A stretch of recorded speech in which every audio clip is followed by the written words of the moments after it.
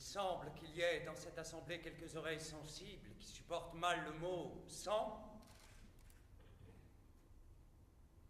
Quelques considérations générales les persuaderont que nous ne sommes pas plus cruels que la nature et que le temps. Calme et inexorable, la nature suit ses lois, et l'être humain qui entre en conflit avec celle-ci est anéanti, une modification des composants de l'air, un embrasement tellurique, le brusque déséquilibre d'une masse d'eau, et aussitôt une épidémie, une éruption volcanique, une inondation font périr les hommes par milliers. Et quel est le résultat? Une modification insignifiante de la nature physique, somme toute à peine perceptible, et qui se serait produite sans presque laisser de traces, s'il n'y avait pas des cadavres sur son chemin. Et je demande, pourquoi la nature morale dans ses révolutions devrait-elle avoir plus d'égards que la nature physique? Pourquoi une idée, tout aussi bien qu'une loi physique, n'aurait-elle pas le droit d'anéantir ce qui s'oppose à elle? Pourquoi un événement qui transforme l'organisation tout entière de la nature morale, c'est-à-dire de l'humanité, ne s'accomplirait-il pas dans le sang? L'esprit du monde utilise nos bras dans la sphère spirituelle, tout comme il se sert des volcans et des inondations dans la sphère physique, qu'importe qu'il meure d'une épidémie ou de la révolution. Les pas de l'humanité sont lents. On ne peut les compter qu'en siècles, et derrière chacun s'élèvent les tombeaux des générations, l'accès aux découvertes et aux principes les plus simples a coûté la vie à des millions qui moururent en chemin.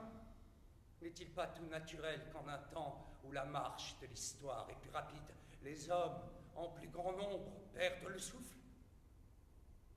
Nous conclurons vite et simplement, tous ayant été créés dans les mêmes conditions, tous sont égaux, à part les différences établies par la nature elle-même.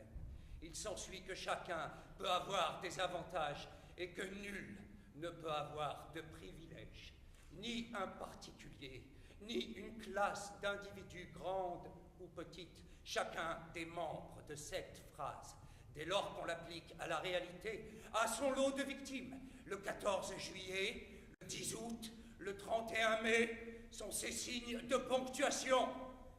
Il lui aura fallu 4 ans pour être mis en œuvre dans le monde des corps, dans des circonstances ordinaires.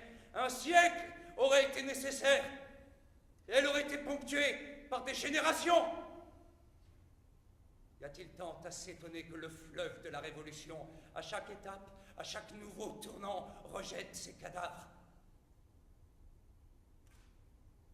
Nous avons encore quelques conclusions à ajouter à notre phrase. Pourquoi quelques centaines de cadavres nous en empêcheraient-ils? Moïse conduisit son peuple à travers la mer Rouge et le désert, jusqu'à ce que la vieille génération corrompue se soit usée. Ensuite seulement, il fonda le nouvel État. Législateurs, nous n'avons ni la mer Rouge, ni le désert. Nous avons la guerre et la guillotine. La révolution est comme les filles de Pélias. Elle dépèce l'humanité pour la rajeunir. L'humanité sortira de ce chaudron de sang comme la terre des flots du déluge, avec des membres d'une vigueur originelle, comme si elle venait d'être créée pour la première fois. Nous appelons tous les ennemis secrets de la tyrannie qui, dans l'Europe et dans le monde, portent le couteau de Brutus sous leur habit, à partager avec nous ce moment sublime.